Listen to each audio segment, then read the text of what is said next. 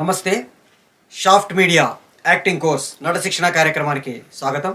నేను మీ చిలకమరి నటరాజ్. అసలు నటన అంటే ఏంటి, నటుడు అంటే ఎవరు, నటుడు ఒక సినిమాకి కానీ ఒక స్టేజ్కి కానీ చేసేటప్పుడు తీసుకోవాల్సిన జాగ్రత్తలు ఏంటి, వాటి గురించి ఈ మాడ్యూల్లో మనం మాట్లాడుకుందాం.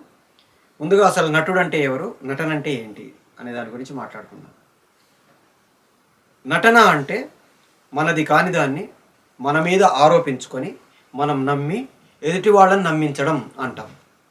ఇక్కడ 4 ఉన్నాయి: మనది కానిది, మన మీద ఆరోపించుకోవడం, మనం నమ్మడం, ఎదుటి వాళ్ళని నమ్మించడం. మనది కానిది దాన్ని ఆర్టిఫిషియల్ సర్కమ్స్టెన్సెస్ అంటాం. అంటే ఒక రచయిత కానీ ఒక దర్శకుడు కానీ ఒక నటుడికి ఇచ్చిన పరిస్థితులు. దీన్నే మనం ఇంగ్లీష్లో 5Ws అని కూడా అంటారు.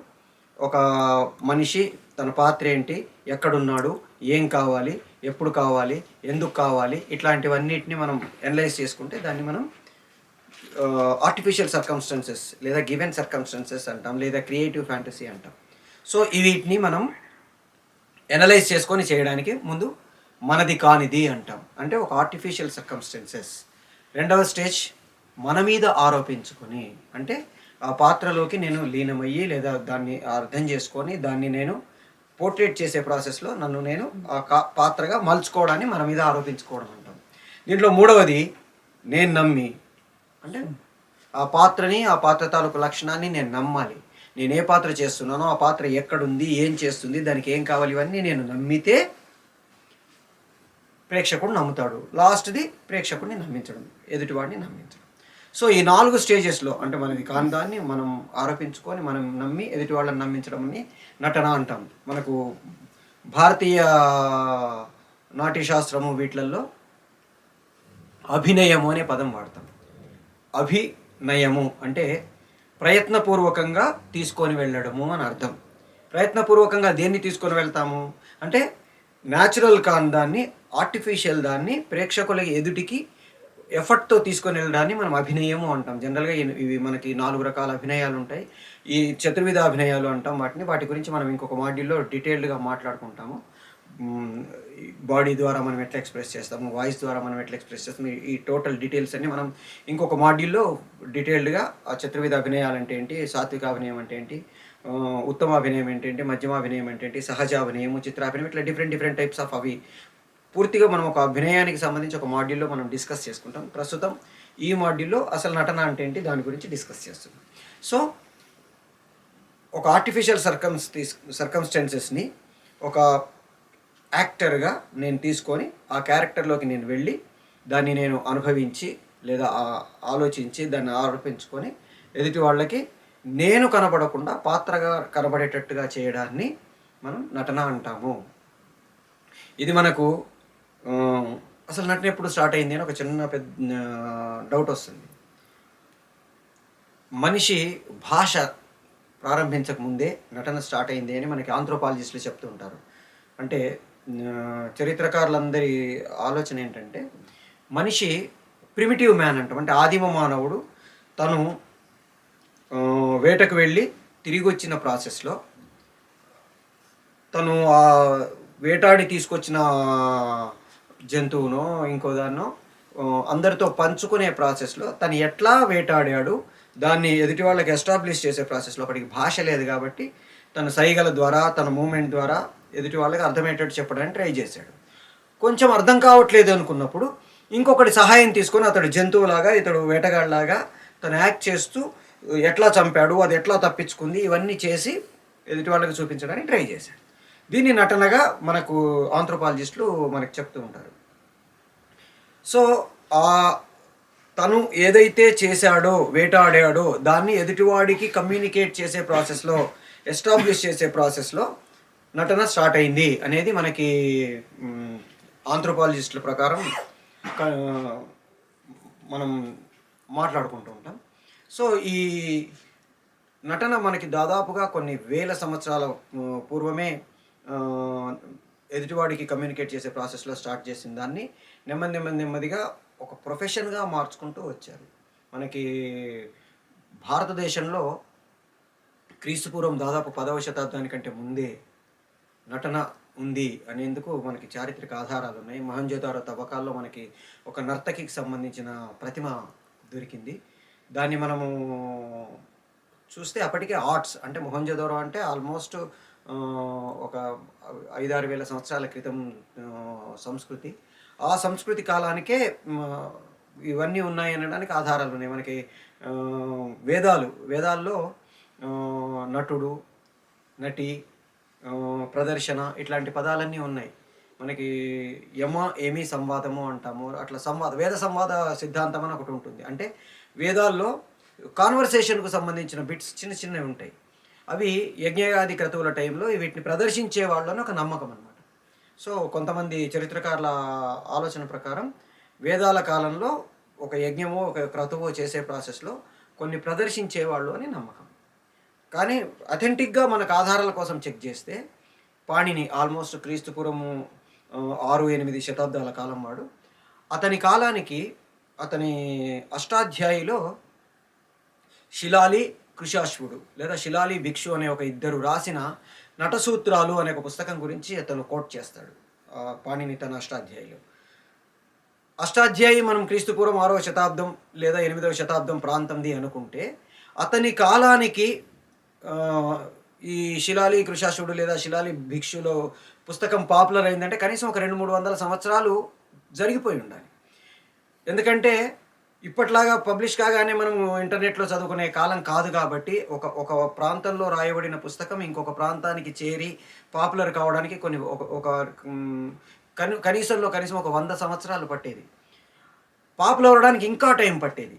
సో పాణిని కాలానికి చాలా పాపులర్ అని ఆయన కోట్ చేసిన ఈ నటసూత్రాలు అనేది అంటే ఒక 2-3 సంవత్సరాలు అంటే బహుశా క్రీస్తుపూర్వం 7-8 శతాబ్దాల కంటే ముందే సూత్రాలు ఉన్నాయి. సూత్రాలు ఎప్పుడు వస్తాయి?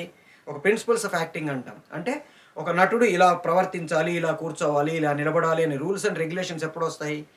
ఒక ప్రాక్టీస్ కొంతకాలం గడిచిపోయిన తర్వాత కొన్ని ప్రిన్సిపల్స్ వస్తాయి. ఇప్పుడు క్రికెట్ స్టార్ట్ చేసిన కొత్తల్లో ఇప్పుడున్న రూల్స్ లేవు. నెమ్మదిగా రూల్స్ అన్నీ ఆడే ప్రాసెస్లో వచ్చిన ప్రాబ్లమ్స్ని ఓవర్కమ్ చేసుకునే ప్రాసెస్లో రూల్స్ రెగ్యులేషన్స్ వస్తాయి. సో అట్లాగే ఒక నటుడు నటించే ప్రాసెస్లో వచ్చిన ప్రాబ్లమ్స్ని ఓవర్కమ్ చేసుకునే ప్రాసెస్లో ఈ నటసూత్రాలు అనేవి డెవలప్ అయ్యాయని చరిత్రకారుల నమ్మకం. అంటే దాదాపు క్రీస్తుపూర్వం 10వ శతాబ్దానికే మన దగ్గర యాక్టింగ్ అనేది ఒక ప్రొఫెషనల్గా ఉంది అనేది నమ్మకం అనమాట. మన తర్వాత మనకి ఈజిప్ట్లో కూడా దాదాపు 8th century BC టైంకి 7th century BC టైంకి inscriptions of the pyramid walls, ఆ పిరమిడ్ గోడలపై ఉండే శాసనాలని బట్టి అక్కడ ఒక రాజు 13 సంవత్సరాల తన రాచరికం పూర్తయిన సందర్భంగా కొన్ని పర్ఫార్మెన్సులు చేసేవాళ్ళని, ఆ టైంలో ఈ పర్ఫార్మెన్సులు ప్రదర్శించారని అట్లా కొన్ని ఆధారాలు ఉన్నాయి. అట్లాగే గ్రీకుకి వెళ్తే క్రీస్తుపూర్వం 4వ శతాబ్దం టైంకే థెస్పిస్ అనే ఒక నటుడు అంతకుముందు పాటలు పాడుతూ భగవంతుడిని స్తుతించే ప్రాసెస్లో నుంచి ఒక నటుడిని బయటికి తీసుకొని వచ్చి కోరస్ని నటుడిని విడదీసి మొదటి నటుడుగా గ్రీకులో పేరు పొందాడు. ఆ తర్వాత సోఫోక్లిస్, మెనాండరు, టెరెన్స్ వీళ్ళందరూ కూడా నాటకాలు రాసి ప్రదర్శించారు, బహుమతులు కూడా తీసుకున్నారు. సో క్రీస్తుపూర్వం 4వ శతాబ్దానికి మనకి గ్రీకులో ప్రదర్శనలు ఉండేవి. ఆ తర్వాత అరిస్టాటిల్, గ్రీకు ఫిలాసఫర్ అయిన అరిస్టాటిల్ పొయిటిక్స్ అని ఒక పుస్తకం రాయడం జరిగింది. ఆ పుస్తకంలో తనకంటే ముందు ఏదైతే ఇప్పుడు మనం మాట్లాడుకున్న అరిస్టాటిలు, మన సోఫోక్లిస్ వీళ్ళందరి ఏవైతే నాటకాలు ఉన్నాయో వాటిని ఎనలైజ్ చేస్తూ ఈ పొయిటిక్స్లో ది ఎలిమెంట్స్ ఆఫ్ ట్రాజడీని ఎక్స్ప్లెయిన్ చేయడం జరిగింది. అట్లాగే మనకి భారతదేశంలో అదే టైంకి బహుశా ఆల్మోస్ట్ అరిస్టాటిల్కి కాంటెంపరీగా ఇక్కడ భరతుడి నాట్యశాస్త్రం ఉంటుంది. అరిస్టాటిల్ ఒక 5 ఎలిమెంట్స్ గురించి చెప్తే భరతుడు 11 ఎలిమెంట్స్ గురించి చెప్పాడు. రస, భావ, అభినయ, ధర్మి, వృత్తి, ప్రవృత్తి, సిద్ధి, స్వర, ఆతోద్య, గాన, రంగాలు అని ఒక 11 ఆస్పెక్ట్స్ని భరతుడు చాలా డీటెయిల్డ్గా ఎక్స్ప్లెయిన్ చేయడం జరిగింది. ఆ కాలానికి అంటే భరతుడి కాలానికి భారతదేశాన్ని ఒక 4గా విభజించి ఏ జోన్స్ అంటాం, ఇప్పుడు మనం జోన్స్ అంటున్నాం, ఆయన 4 జోన్స్లో ఎక్కడెక్కడ ఏ భాషలు మాట్లాడతారు, వాళ్ళ కట్టుబొట్టు ఎలా ఉంటాయి, ఆచార వ్యవహారాలు ఎలా ఉంటాయి, వాళ్ళ నడవడిక ఎలా ఉంటుంది, వాళ్ళు ఏ రకంగా వాళ్ళు ప్రవర్తిస్తారు అనే విషయాలన్నిటిని ఆయన తన నాట్యశాస్త్రంలో చాలా విపులంగా రాయడం జరిగింది. ఆ తర్వాత కాలంలో మనకి అభినయ దర్పణం గాని, నృత్యరత్నావళి గాని ఇట్లా చాలా పుస్తకాలు నటనకు సంబంధించి, నృత్యానికి సంబంధించి, నాట్యానికి సంబంధించి మనకి తర్వాత కాలంలో వచ్చాయి. వీటన్నిటిని మనం అబ్జర్వ్ చేస్తే హ్మ్, ప్రపంచంలో ముఖ్యంగా భారతదేశంలో క్రీస్తు పూర్వానికే ఒక ఉచ్చమైన స్థితిలో యాక్టింగ్ అనేది ఉంది. తర్వాత పర్టిక్యులర్‌గా మనకు సౌత్ ఇండియాకి వచ్చేసరికి యాక్టింగ్ అనేది అభినయ దర్పణం అనేది తెలుగులో భారతదేశంలో దొరికిన అన్ని ప్రతులు కూడా తెలుగు లిపిలోనే ఉన్నాయి కాబట్టి అభినయ దర్పణకర్త నందికేశ్వరుడు తెలుగువాడు అని మనకి నమ్మకం. అంటే క్రీస్తు శకం 5వ శతాబ్దానికే తెలుగులో యాక్టింగ్ ఉంది అనేది మనకి ఒక గొప్ప నమ్మకం. సో అట్లాంటి హిస్టరీలో వస్తూ నాటకం నుంచి సినిమాకి కన్వర్ట్ అయింది యాక్టింగ్ అనేది. సినిమా మనకి స్టార్ట్ అయిన తర్వాత యాక్టింగ్‌కి ట్రైనింగ్ ఇవ్వడం అనేది స్టార్ట్ అయింది. భరతుడి నాట్య శాస్త్రాల్లో నటుడికి సంబంధించిన శిక్షణకు సంబంధించిన వివరాలున్నాయి.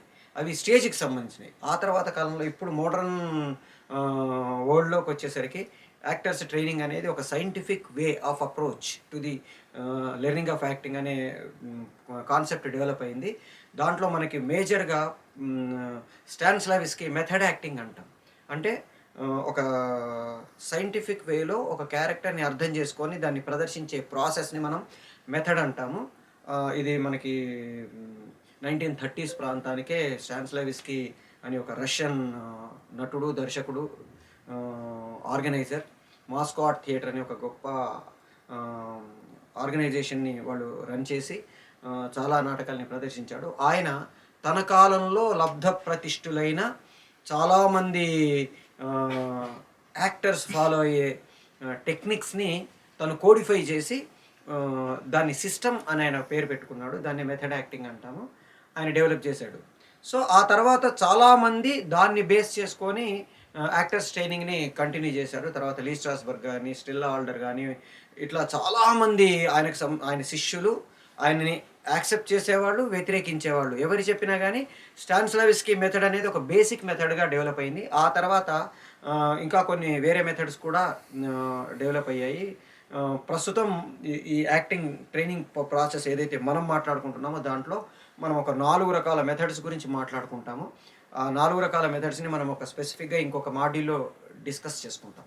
సో మనం ఈ మాడ్యూల్‌లో మనం డిస్కస్ చేసుకుంటున్న పాయింట్ ఏంటంటే, ఒక యాక్టర్‌గా నేను నా నటనని ప్రదర్శించే ప్రాసెస్‌లో నేను ఏం జాగ్రత్తలు తీసుకోవాలి, దానికోసం నేను చేయాల్సినవేంటి అనేది మనం ఇప్పుడు డిస్కస్ చేసుకుంటాం. ఒక నటుడిగా నన్ను నేను ప్రిపేర్ చేసుకోవాలి. నటుడిగా బాధ్యతలు గురించి ఇప్పుడు మనం మాట్లాడుకుంటాం. ఒక నటుడిగా ముందు పాత్రను అర్థం చేసుకోవాలి. పాత్రకు సంబంధించిన లక్షణాల్ని తెలుసుకోవాలి. దాన్ని నేను ప్రదర్శించడం కోసం అనువుగా నా ఫిజికల్, సోషల్, సైకలాజికల్ డైమెన్షన్స్‌ని నేను సెట్ చేసుకొని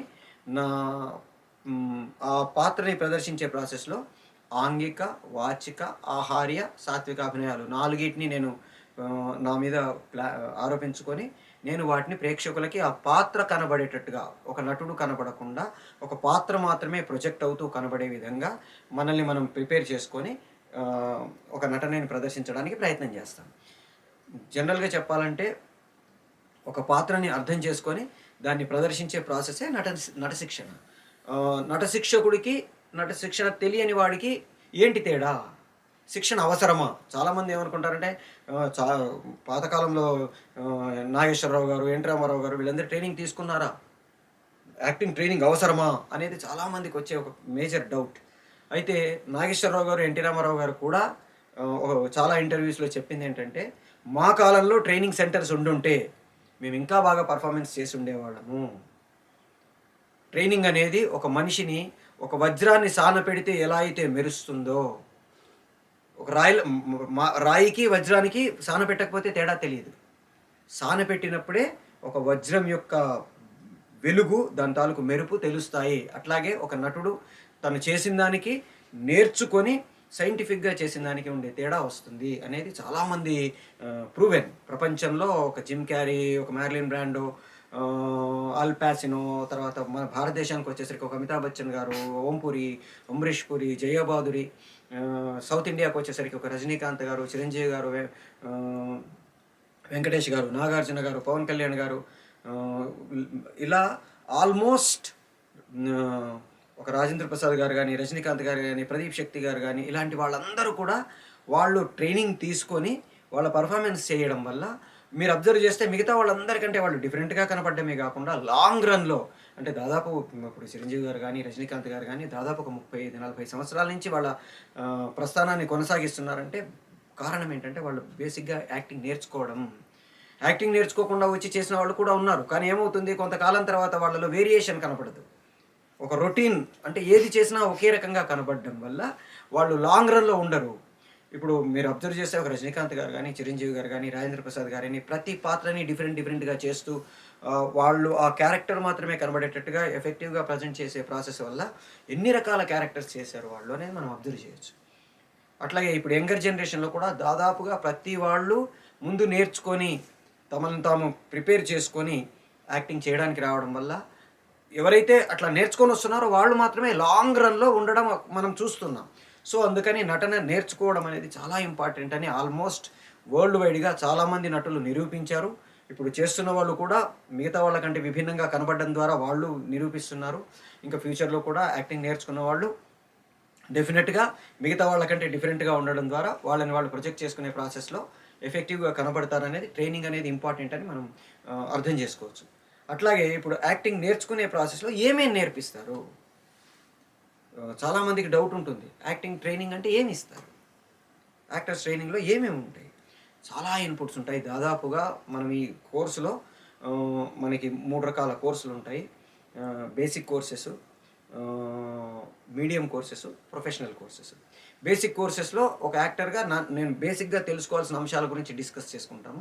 మీడియం కోర్స్‌లో నన్ను నేను ప్రెజెంట్ చేసుకునే ప్రాసెస్‌లో మిగతా వాళ్ళకంటే డిఫరెంట్‌గా ఎలా ఉండొచ్చు అనే దానికి సంబంధించిన ఇన్‌పుట్స్‌ని నేను తెలుసుకోవడానికి ప్రయత్నం చేస్తాను. ప్రొఫెషనల్ కోర్స్ అయితే రేపొద్దున మీరు ఎక్కడికి వెళ్ళినా ప్రపంచంలో ఎక్కడైనా సరే ఎటువంటి క్యారెక్టర్ ఇచ్చినా సరే మనల్ని మనం ప్రొజెక్ట్ చేసుకొని ప్రూవ్ చేసుకునే విధంగా ఉండేటట్టుగా ప్రొఫెషనల్ కోర్స్ ఉంటుంది. ఈ 3 కోర్సెస్‌ని మనం ఈ ఇప్పుడు డిఫరెంట్ మాడ్యూల్స్‌లో నేర్చుకుంటాము. మీరు సెలెక్ట్ చేసుకున్న కోర్సుని బట్టి మీకు ఆ మాడ్యూల్స్ వస్తాయి. వాటిలో మీరు ఆ ప్రాసెస్‌ని ప్రాక్టీస్ చేస్తే ఇక్కడ మేము ఒట్టిగా థియరీ చెప్పుకుంటూ వెళ్ళిపోవడమే కాకుండా థియరీ, ప్రాక్టికల్ 2 కలిసి మాడ్యూల్స్ ఉంటాయి. దాంట్లో మనకి జనరల్‌గా మనల్ని మనం ప్రెజెంట్ చేసుకునే ప్రాసెస్‌లో మన బాడీ ద్వారా ప్రెజెంట్ చేసేది, మన వాయిస్ ద్వారా ప్రెజెంట్ చేసేది, మన మైండ్ ద్వారా ప్రెజెంట్ చేసేవి ఉంటాయి. వాటికి సంబంధించిన డిఫరెంట్ ఎక్సర్‌సైజెస్‌ని మనం నేర్చుకోవడానికి ట్రై చేస్తాము. ఇవన్నీ అయిపోయిన తర్వాత మనల్ని మనం ఒక క్యారెక్టర్‌గా ప్రొజెక్ట్ చేసుకునే ప్రాసెస్‌కి ఎట్లా డెవలప్ కావాలి అనే దానికి సంబంధించిన టిప్స్, తర్వాత రేపొద్దున ఇండస్ట్రీలోకెళ్ళిన తర్వాత how to behave in industry అనే దానికి సంబంధించి గానీ, ఒక ప్రొఫెషనల్‌గా మనల్ని మనం డెవలప్ చేసుకుంటూ వెళ్ళడం ఎలా అనే దానికి సంబంధించి గానీ, మనం ఈ డిఫరెంట్ మాడ్యూల్స్‌లో నేర్చుకోవడానికి ట్రై చేస్తాము.